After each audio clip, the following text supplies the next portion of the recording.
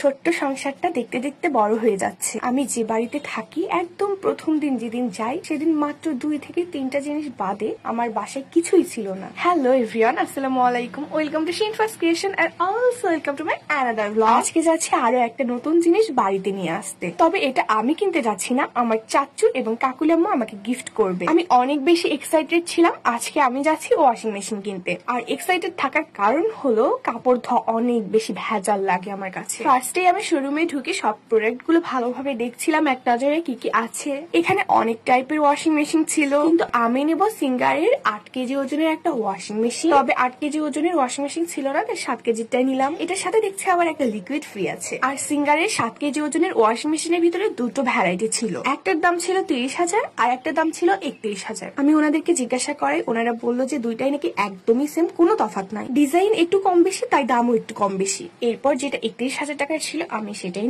নিলাম বলতে বুকিং করে রেখেছি। আমরা যেদিন খুলনা যাব তারপরে ওখান থেকে জিনিসটা নিয়ে আসবো, ওখানকার শোরুম থেকে। অবশ্য অনেক দেখার পর, অনেক ভাবনা চিন্তা করার পর আমি এই ওয়াশিং মেশিনটাই সিলেক্ট করেছি। আর এটার কালারটাও অনেক সুন্দর ছিল। ওয়াশিং মেশিনটা কনফার্ম করার সাথে সাথে আমি শোরুমটা আরেকবার ঘুরে দেখছিলাম, সাথে দেখছিলাম ডিপ ফ্রিজ এবং কোন ডিপ ফ্রিজের কত প্রাইস এবং কোন ডিপ ফ্রিজটা ভালো সেটাও দেখছিলাম। এখানে অনেক কালারের ডিপ ফ্রিজ ছিল, লাল, অ্যাশ, হলুদ। তবে আমি যদি কখনো ডিপ ফ্রিজ কিনি অবশ্যই ব্ল্যাক কালারের কিনবো। আমি জানি না ব্ল্যাক কালারের হয় কিনা। এনিওয়েজ যখনকারটা তখন দেখা যাবে। এখন আপাতত ফর্ম ফিল আপ করার পালা। শেরপুরে আসার পর থেকে আমি একটা দিনও বাড়িতে থাকার সময় পাচ্ছি না। এখানে ওখানে যাওয়ার উপরে আছে, এই বাসায় দাওয়াত, ওই বাসায় দাওয়াত খেতে খেতে আমার এই ছুটির সময়গুলো পার হয়ে গেল। যাই হোক, আপাতত আজকে আর কোনো প্ল্যান নেই। এটা কিনে সোজা চলে যাব বাড়িতে। আর আমি এসে আর একবার ওয়াশিং মেশিনটা দেখছিলাম ভিতর থেকে খুলে সবকিছু ঠিকঠাক আছে কিনা, এটাই নিব কিনা আর একবার ভেবে দেখছিলাম। ও হ্যাঁ, আমি তো থ্যাংক ইউ দিতেই ভুলে গিয়েছি। থ্যাংক ইউ কাকুলাম্মু এন্ড থ্যাংক ইউ চাচু আমাকে এত সুন্দর একটা সারপ্রাইজ দেওয়ার জন্য। আমার অনেক বেশি পছন্দ হয়েছে, তার থেকে বড় কথা আমার অনেক হেল্প হবে।